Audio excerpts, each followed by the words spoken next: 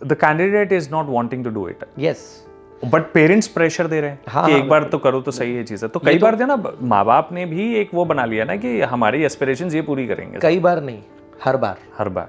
पहले तो मैं ये लाइन ठीक कर दूं, कोचिंग में दम ही नहीं है किसी बच्चे को प्रेशराइज करने का। प्रेशर बनता ही पेरेंट्स से। मैं आपको एक छोटी सी बात बताता हूँ, बच्चा कोचिंग बदल सकता है ना, पेरेंट बदल सकता है? नहीं बदल सकता। तो वही पेरेंट्स क्यों नहीं बदल सकता? पेरेंट्स थोड़ी बदल सकता है कि मैं आज इन पेरेंट्स से नहीं इन पेरेंट्स के पास जा रहा हूं। अच्छा, पेरेंट्स नहीं बदल, ओके। कोचिंग तो बदल सकता है ना। आज मैं बोलने लगूं तुझे आईआईटी ही करना है, नहीं सुनेगा वो मेरी बात, आप समझिए। बिल्कुल। तो मैं 5-10% मानता हूं कि कोचिंग वाले भी मैनिपुलेट करते हैं, वो उसको बिजनेस मॉडल की तरह देखते हैं। और डेफिनेटली ये गिरावट तो है ही, हर फील्ड में गिरावट है।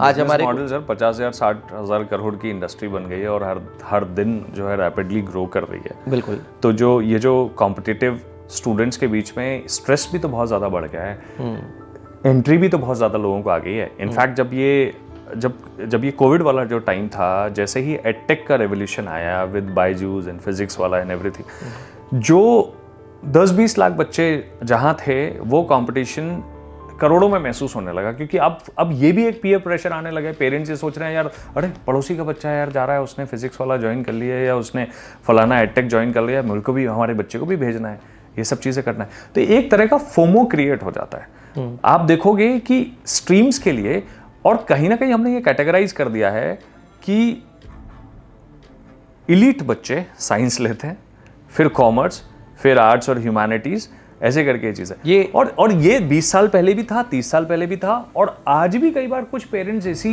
बैरोमीटर से जज करते हैं कितने परसेंटेज आए, कैसे क्या, ये सब चीज़ें करना। तो पहले तो मैं आपको एक बहुत इंटरेस्टिंग किस्सा बताऊं। एक कोई प्रोफेसर थे, वो ये बोलते थे, बोले कि उन्होंने एक बहुत इंटरेस्टिंग बात ये कही कि बोले मेरे को लाइफ में, आप कहते हैं ना कि आपने 35-40 सालों से आप पढ़ा रहे हो, आप प्रोफेसर थे एट द यूनिवर्सिटी, एंड ये सेड कि मुझे लाइफ में सबसे ज़्यादा जो काम आने वाले लोग थे ना, वो बैक बेंचर्स थे। उन्होंने मुझे बहुत मदद किया है, जब भी किसी भी चीज़ में वो फंसे हों या कभी उन्हें मदद की ज़रूरत पड़े। बोले टॉपर्स मेरे किसी काम के नहीं थे, है ना। अब ये ना बहुत सारी चीज़ें बताता है कि कई मायने में जो बच्चा बहुत स्टूडियस है, क्या वाकई में वो सोशली अपनी लाइफ में उतना सक्सेसफुल हो भी पाता है जिस रेस में हम कर रहे हो। और फिर स्पॉट तो एक ही बंदे को मिलना है ना, और सबके सब उसी पे फाइट मारे जा रहे हैं। सो ये प्रेशर के बारे में थोड़ा बताइए, आपको कैसी चीज़ें देखने मिलती हैं? हाँ, हम बहुत फाइट करते हैं इस चीज़ से। देखिए, एक तो गवर्नमेंट की ये पॉलिसी कि साइंस वाला किसी भी फील्ड में ग्रेजुएशन कर सकता है, साइंस वाला कॉमर्स में और आर्ट्स में जा सकता है, लेकिन कॉमर्स वाला और आर्ट्स वाला साइंस में नहीं आ सकता। ये पॉलिसी बहुत रिस्पॉन्सिबल है इस बात के लिए कि एलीट क्राउड, एलीट नहीं बोलना चाहिए, अच्छे मार्क्स लाने वाला या स्टूडियस क्राउड मैथ्स और साइंस में आ जाता है। ये क्लियर बात ये है भाई। एक मैथ्स वाला बंदा, मेरा एक क्लासमेट हुआ करता था, अर्पित वर्मा, वो मेरे साथ 12th करके निकला साइंस से, बहुत ही अच्छा पढ़ने वाला बच्चा था। स्टेट बोर्ड में उसका रैंक 1 आया, स्टेट बोर्ड में रैंक 1 लेकर आया। उसके फादर चार्टर्ड अकाउंटेंट थे, हरिद्वार के बड़े नामी, और बड़े अच्छे उनका काम था। उन्होंने बोला बेटा तू सीए बन जा, और उसने उस समय वो होता था एक सीपीटी होता शायद एग्जाम, तो सीपीटी दिया और ऑल इंडिया रैंक मेरे ख्याल से 9 लेकर आ गया उसमें। तो ये आप समझिए वो मैथ साइंस वाला बच्चा था और वो उधर चार्टर्ड अकाउंटेंट बनने चला गया। तो मैथ साइंस को एक यूनिवर्सल ब्रांच बना जाता है 11th-12th में। ये एक रीज़न है, ज़्यादा बच्चे इसलिए भी पेरेंट्स ज़्यादा पुश करते हैं कि आपके पास ऑप्शन हमेशा बने रहेंगे। हाँ, लेकिन बहुत सारी चीज़ें हैं। टॉपर्स को सेलिब्रेट करने वाली जो बीमारी है ना हमारी, मतलब किसी बच्चे के इम्प्रूवमेंट को सेलिब्रेट ना करते हुए टॉपर कौन है ये पूछने की बीमारी जो हमारी सोसाइटी में है, ये जब तक ठीक नहीं होगी। आपको क्या लगता है जो लोग कोटा जाते हैं, किसी कोचिंग जाते हैं, हमारे पास भी जब कोचिंग आते हैं, आप मेरी वेबसाइट पे देखेंगे, मैं हर साल ये नंबर बताता हूँ मेरे यहाँ कितने बच्चे पढ़ रहे थे और कितने सेलेक्ट हुए।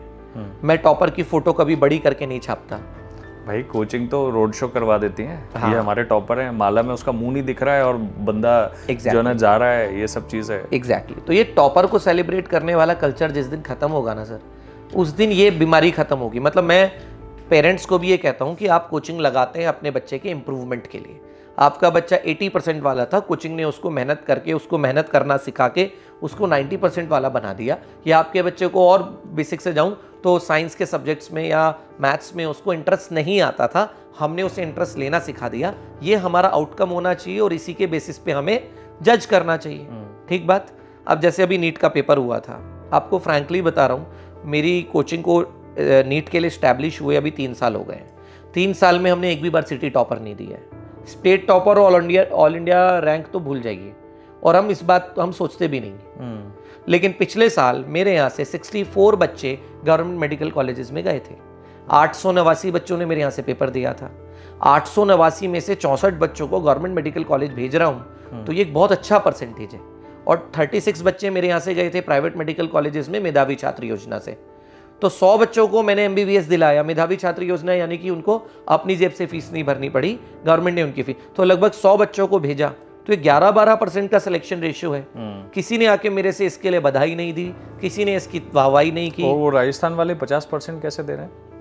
आप 11-12% पे बोल रहे हैं कि बहुत अच्छा रेशियो है। हाँ। वो कह रहे हैं कि अब हमारे यहाँ तो 50% रेशियो है। अब लगा दिया ना फाइन, अभी CCPA ने उनके ऊपर, सेंट्रल कंज्यूमर प्रोटेक्शन अथॉरिटी ने अभी 2 बड़े ग्रुप्स के ऊपर फाइन लगाया इसी गलत सिलेक्शन रेशियो के लिए। मैं तो आपको अभी लोकल की बात बताता हूँ, ग्वालियर में रहते हैं। हमारे ग्वालियर में एक ऐसी कोचिंग है जिसके पास अपीयरिंग कैंडिडेट होता है 600। ठीक है। उसके यहाँ से IIT में 600 बच्चे बैठते हैं। वो अपनी मर्जी से उस 600 को 270 बना देता है। क्यों? बोल देता है ये 270 ही आखिरी तक आए थे। अच्छा। रिमेनिंग को तो हमने पहले ही अनफिट कर दिया था, तो उनके 2 साल के पैसे मतलब लौटा उसने दो। पहले ही फिल्टर कर दिए कि 2 साल के पैसे ले भी लिए भाई। अच्छा। अनफिट थे तो पैसे लौटा दो।